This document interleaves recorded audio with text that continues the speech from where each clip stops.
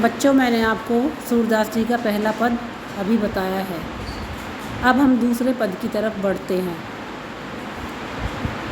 जी, दूसरे पद में गोपियाँ उद्धव से अपने मन की व्यथा को किस प्रकार व्यक्त कर रही हैं। देखिए, मन की मन ही मांझ रही, कहिए जाए कौन पे ऊधो, नाही परत कही।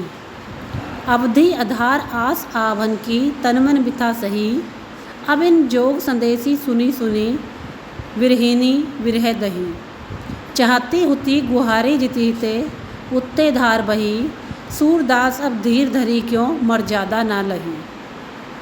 देखिए, गोपियाँ क्या व्यक्त कर रही हैं, क्या कह रही हैं कि हमारी मन की जो इच्छा थी, अभिलाषा थी, वो मन में ही रह गई है।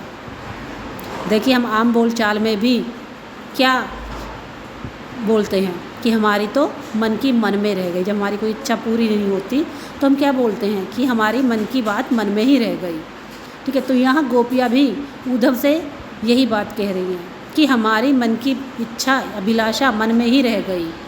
कहिए जाए कौन पे ऊधो, कह रहे हे ऊधो, अब तुम हमसे कुछ भी कहे जाओ, कुछ भी कहते रहो, ना ही परत कही, हम पर उसका कोई भी प्रभाव नहीं पड़ेगा। ना ही परत कही, कोई प्रभाव नहीं।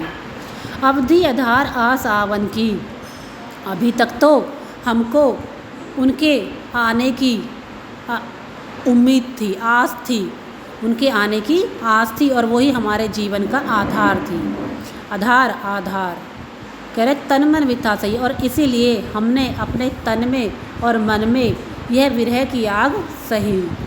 अब इन जोग संदेशी सुनी सुनी, और अब तुम्हारे इन जोग के संदेशों को सुन सुनकर विरहनी विरह दही, हमारी विरह की अग्नि और ज़्यादा बढ़ रही है। चाहती होती गुहारी जीती थे, हम ये चाहते थे कि इस विरह की अग्नि को शांत करने के लिए श्री कृष्ण से गुहार करेंगी। चाहती थी गुहारी जीती थे, जिससे भी गुहार करना चाहती थी, उत्ते धार बही। अब हमें पता चला कि ये धार तो उधर से ही बही आ रही है। सूरदास अब धीर धरी क्यों, मर्यादा न लही। सूरदास जी आगे क्या कह रहे हैं कि गोपियाँ क्या कह रही हैं कि अब धीर धरी क्यों, अब हम क्यों धीर धरे, क्यों धीरज धरे, मर्यादा न लही। अब तो हमारी मर्यादा भी ख़त्म हो गई है, अब तो हमारी हद भी ख़त्म हो गई है। मीन्स हमने जो सामाजिक बंधन थे, जो सामाजिक मर्यादा थी, वो भी तोड़ दी है श्री कृष्ण के प्रेम में। तो अब हम किस प्रकार से धीरज धरें। इसलिए हे उद्धव, अब तुम ये योग का संदेश हमसे मत कहो। अभी मैं आपको तीसरे पद के बारे में बताऊंगी। जी हाँ, तीसरा पद क्या कह रही हैं गोपियाँ अपने मन की व्यथा को बताते हुए, अपने प्रेम को यहाँ व्यक्त कर रही हैं कि हमारा प्रेम श्री कृष्ण के प्रति किस प्रकार से है। क्या कह रही हैं, हमारे हरि हारिल की लकड़ी, कि हमारे हरि में श्री कृष्ण का पर्यायवाची शब्द है हरि, दूसरा नाम है हरि। हारिल की लकड़ी मीन्स लकड़ी। हारिल एक प्रकार का पक्षी होता है, हरे रंग का कबूतर, जिसे हम हरियल पक्षी भी कहते हैं। हमारे हरि हारिल की लकड़ी, कि हमारे जो हरि है, हमारे जो श्री कृष्ण भगवान हैं, वो हमारे लिए हारिल पक्षी की लकड़ी के समान है। जी हाँ, हारिल पक्षी एक ऐसा पक्षी जो हरे रंग के कबूतर के जैसा होता है, और जिसे हम आम भाषा में हरियल पक्षी भी कहते हैं। उसकी एक विशेषता होती है कि वो जब उड़ता है तो एक लकड़ी को अपने पंजों में दबाकर उड़ता है, और किसी भी कीमत पर, किसी भी परिस्थिति में वह उस लकड़ी को गिरने नहीं देता।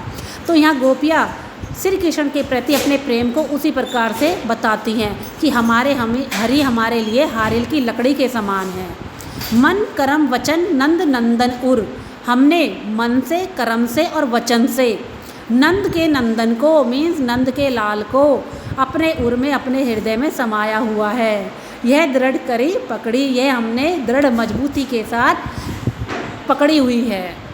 जागत सोवत स्वप्न दिवस निसी, जागते हुए, सोते हुए, स्वप्न में, सपने में, दिवस दिन में, निसी में, रात में।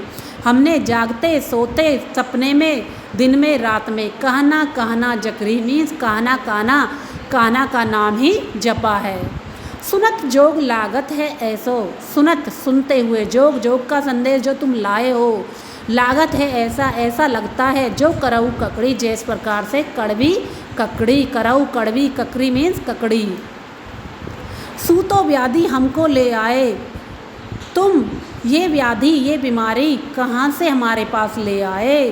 देखी सुनी न करी, ये तो ना हमने कभी देखी है, ना सुनी है, ना करी है, यह तो सूर तिन्हीं ले सौंपो। सूरदास जी क्या कह रहे हैं कि गोपियाँ क्या कह रही हैं कि हे उद्धव, यह तो तुम उन्हीं को जाकर सौंप दो, इन्हीं को जाकर वापस दे दो, जिनके मन चक्री, जिनके हृदय चक्री के समान गोल गोल घूमते हैं।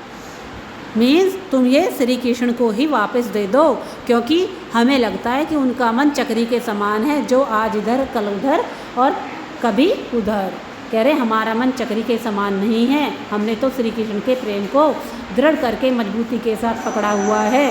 हमारा हृदय हमारा मन गोल गोल नहीं घूमता, चक्री के समान नहीं घूमता।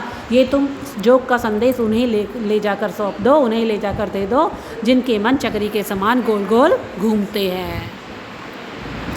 जी हाँ, यहाँ गोपियों ने श्री कृष्ण के प्रति अपने अनन्य प्रेम को प्रकट किया है।